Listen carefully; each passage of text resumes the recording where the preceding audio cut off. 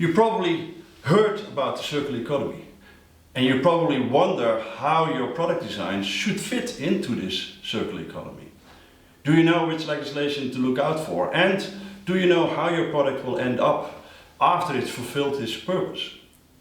This masterclass will introduce you to circular product design. In this hands-on class, we will tear down your case products to its core components and on the way find the hotspots and the hurdles you need to overcome so it makes a better fit into the circular economy.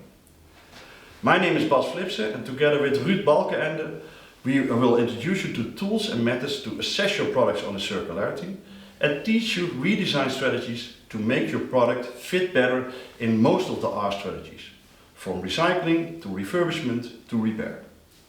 We're looking forward to meeting you up during this 2-day masterclass and together make tracks without traces.